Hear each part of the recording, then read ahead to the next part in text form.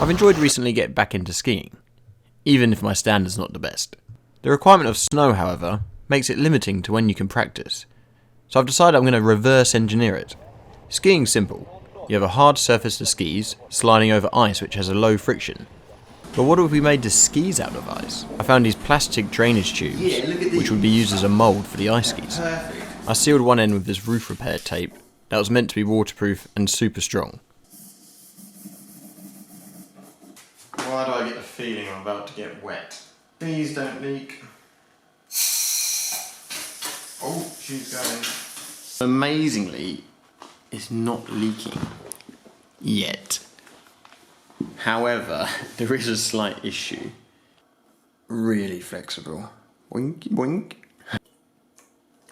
Oh, oopsie, too much.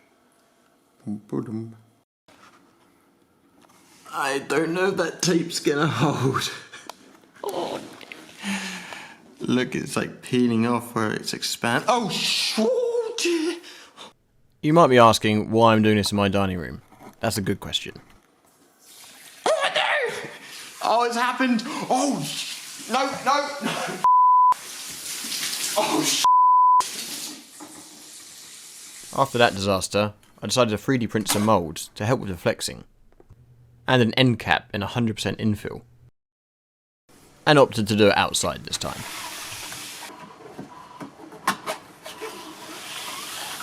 Making my skis of ice. Yeah. Oh, it's heavy. That is very heavy. Oh my goodness. In you go. Oh my goodness. Whew. Now, if you've ever dropped an ice cube, you know it's pretty brittle.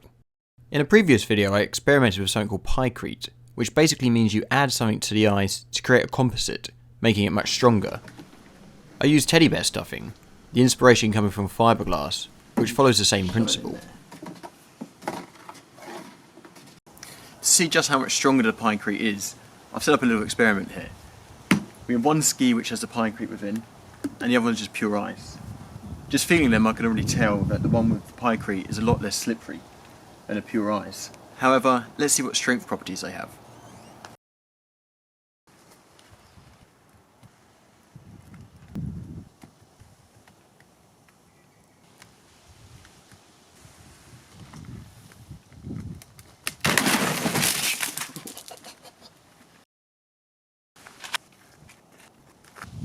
I'm confident it will hold me, but there's also 30 kilos of weight just waiting to fall on me. So I'm 68 kilos, and I'll double check in a minute how many weights are here, but this can support over 100 kilos. Look at that. It's so strong.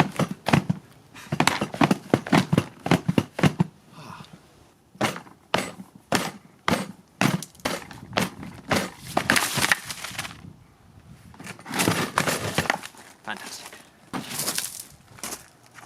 Let's get the axe. Yeah. Okay, that broke. Don't need you. And for my male audience. Yep, and that's brittle.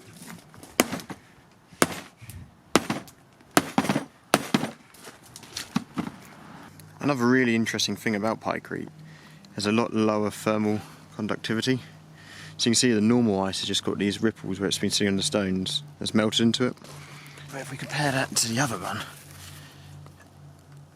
it hasn't melted at all, and it's still perfectly flat. Because water expands around 9% when it freezes, the gaps between the moulds allowing water to expand into it and creating air pockets, therefore making the skis weaker. I decided to use planks of wood the whole length of the skis to avoid any lateral expansion. This worked well, and the new skis came up much better. Yeah! Look at it. Oh, it's so cold. My neighbours really saw me. We're going, what on earth is he doing? It's like 20 degrees here today. They know exactly what you're doing, Sam. Obvious. To connect myself to the ice, I purchased some old skis. I chopped them up, leaving the bindings behind, which the ski boots could be connected to. The skis I purchased came with some boots, which are over 30 years old. I had some new ones, but I preferred the old ones because they already fit the bindings. However, there was an issue. Mate, the boot is actually... Oh my god. Mate, imagine if you were actually skiing and that happened. Just exploded. You didn't even do anything extreme, you just moved your leg forward. Right, I'm ready to go skiing. Mate, I reckon if you take that inner sleeve bit out, that'd be quite a nice shoe. Oh, very dashing. Mate, can I buy these off you? You turn up at the club like this.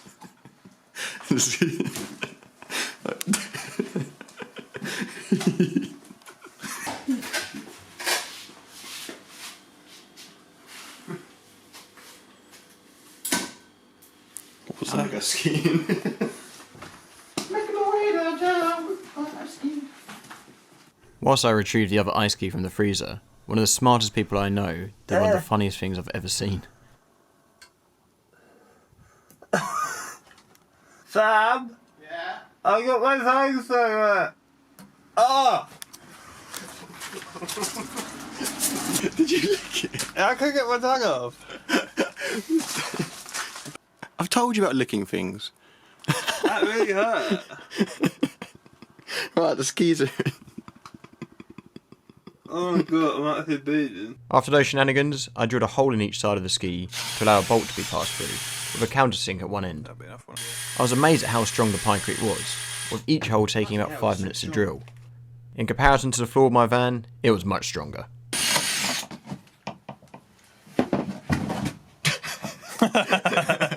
Straight through my van. Oh, that was stupid. I took the skis to a nice quiet road, which had a bit of a hill. Unfortunately, where I live in England, we're not exactly in the mountains. Oh my god, they're so heavy. They're not very slippery. Ready? Go!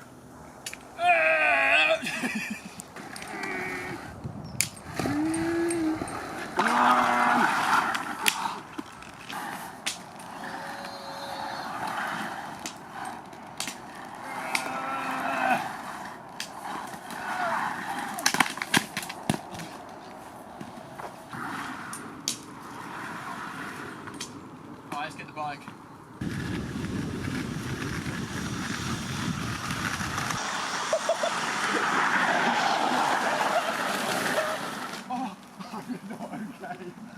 Okay, you see what he did? He French fried when he should have pizzaed. You French fry when you pizza, you're gonna have a bad time.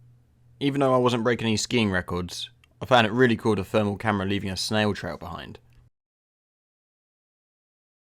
To work out why my skis weren't slippery, I decided I had to find out first what makes ice slippery to begin with. Joe at Be Smart gives a brilliant explanation of this, and it wasn't what I first thought. It's to do with the top layer of molecules being unstable and therefore free to move, was what you actually slide across. And with the Pykrete being so solid, I think it might even remove this layer. To overcome this issue, I decided to make a hybrid ski, the top layer being Pykrete to give the strength, and the lower level to be ice to give the slipperiness. I had to freeze a metal bar in the centre-ish to stop the stuffing from consuming all the ski. However, when removing, the ice was just too brittle. I think that's it for ice skis. I need my freezer back. Even though this has been a bit of a silly project, I have still learnt from it. I've never been one to just sit down and learn from books. I've always required a more hands-on approach. And here's why I like today's sponsor so much. Brilliant is great because it provides hands-on interactive learning, which is such a better way to retain information. Who would have thought something like calculus could be quite so interactive? It's great when you see the answer and the correlation between what you've just done and the maths itself. With thousands of different lessons and multiple subjects, you'll find areas you're already interested in or new topics to expand your knowledge. I've always wanted to learn more about computer science fundamentals, which could help me in future YouTube projects, and Brilliant's bite-sized, interactive courses have helped me learn the basics as I progress more to the advanced courses in the future. So to get started, visit brilliant.org/sambarker or visit the link in the description below. What's even better is, the first 200 of you who join will get 20% off Brilliant's annual premium subscription. Thank you to Brilliant for sponsoring this video, and we'll see you in the next one. I'm a gazelle. Enjoy those legs whilst they still work.